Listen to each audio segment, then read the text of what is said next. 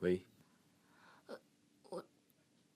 喂，彤彤睡了吗？刚躺下。你今天晚上没有应酬啊？没有。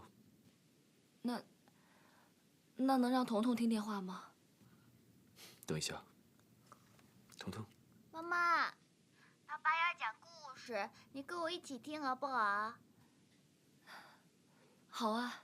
爸爸，快点开始吧。那我们来讲一个灰姑娘的故事，好不好？好。有一个富翁，他的妻子生下了一个小女孩，以后就去世了。后来啊，这个富翁又帮这个小女孩娶了一个后妈，这个后妈又带了2个女儿过来。后来呢，这个后妈的2个女儿天天叫这个小女孩干活，他们管她叫灰姑娘。什么是后妈？后妈就是不是亲生的。比如说，爸爸如果喜欢一个女朋友结了婚，那你就要叫她后妈。爸爸，我不要后妈。彤彤，爸爸还没有讲完呢。后来啊，有一次王子要在王宫里面举行一个盛大的舞会，他邀了全城的姑娘来参加。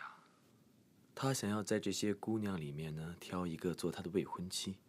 灰姑娘去了吗？灰姑娘在仙女魔法的帮助下，穿了漂亮的水晶鞋和衣服。可是有一个规定，那就是她必须在晚上12点之前要回去，因为魔法过了12点之后呢，就会失效。她去了，后来呢？她去了，王子见她第一眼就爱上她了。他们2个就这样一直跳舞，跳舞，直到12点的钟声响起，灰姑娘才慌慌张张的逃走了。在路上，王子找到了她遗失的一只水晶鞋，所以后来王子就派人挨家挨户的，一户一户仔细的找。他希望可以找到可以穿上这双鞋的女主人。富翁的2个女儿呢，她们2个抢着穿，可是怎么穿，就是穿不下。后来这个富翁想到，我还有一个女儿，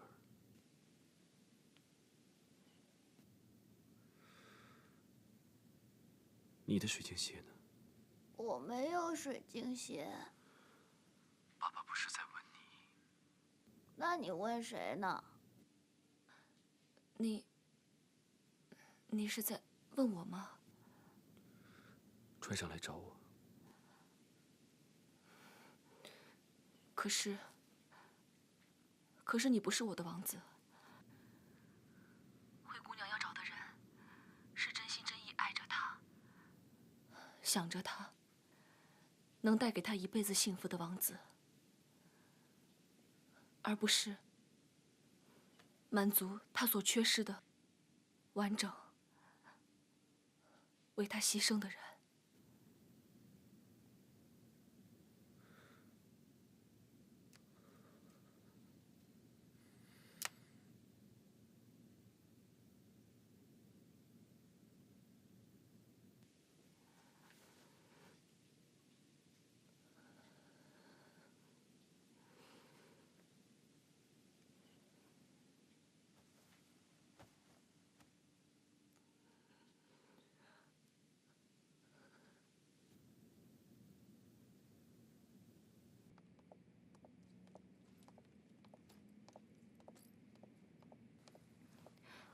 回来了。你怎么在这儿呢？路过，顺便来看看你。你在这儿等了多久了？一会儿。我想进去坐坐。哦，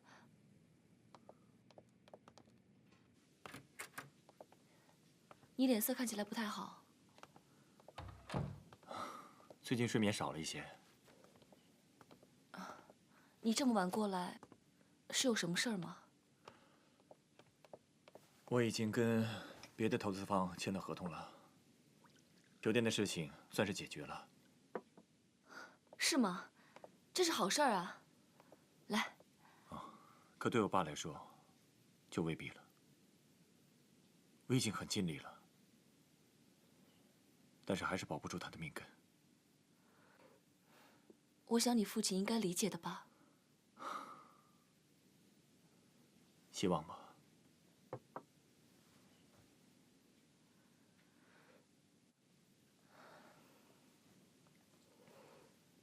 那你有没有回家跟你父亲说啊？回家，我都不知道那算不算是家。你知道我和我爸从前的感情就不好。从小，我外婆就跟我说，是我爸间接害死了我妈。他让我从小就没了母亲。外婆去世之后，我的人生彻底改变。我不知道该如何和他相处。在我心里，我不知道该把他放在什么样的位置。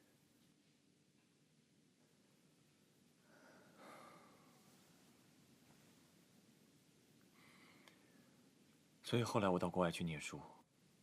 大学这几年，我基本上从来没有回过家。我和他也很少联系。我所了解的爸爸都是通过报纸。他对我来说就像陌生人。有时候我看到厉仲谋，也会觉得他很可怜。但是一想到是他妈害死了我妈，我就不再去可怜他。我们一出生，命运就安排我们不断的比较和厮杀。小的时候比成绩，长大了又开始和他比事业上的成就。可我好像总是输的那个。也许他不是这么想的呢。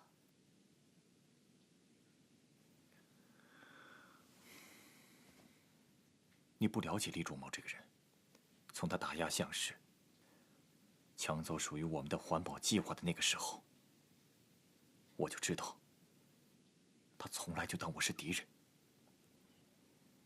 不只针对我和我爸，还有整个项氏。因为他是被抛弃的，他永远是个私生子。据我对他的了解，他不是这种人。你总把事情往好处想，而且你对他的感情会帮他说话。有时候真相就是那么残酷。有件事我想问你，自从你知道我跟厉仲谋的关系以后，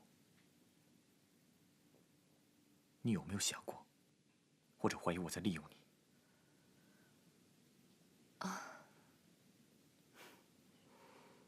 就算是，我也从来没有怪过你。真的不会怪我？有什么好怪的？就好像上次去梁瑞强的舞会，之前我还在焦头烂额，想怎么样才能争取到这个大客户，跟公司有个交代。结果你就叫我去做你的舞伴。这么说来，还不是我利用了你？当我知道你和厉仲谋是兄弟之后，其实我也曾想过，你对我这么好，这么关心我，会不会有你的目的？可是我不怪你，每个人都有他生活的目标。再说，你从来都没有伤害过我，一直在帮助我。梧桐，我相信我的直觉。你是一个善良的人，你一直都把我当做你最好的朋友，谢谢你。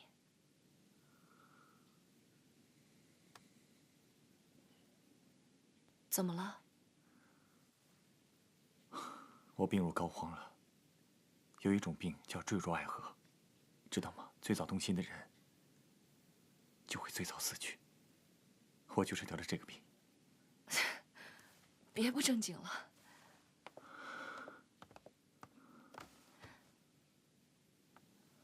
我承认，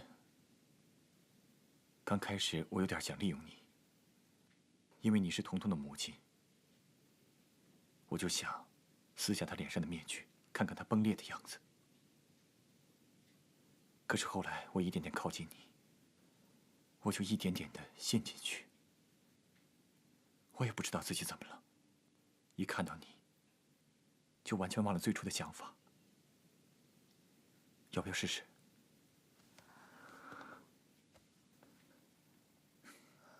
你很像。你别再开这样的玩笑了。这样你就紧张了，证明我还有药可救。你别闹了，今天发生这么大的事情，你应该快点回去跟你的父亲说一下。你记得不要跟他吵架，也不要着急，有耐心一点。哎呀，好了，你别站在这里，快回去休息。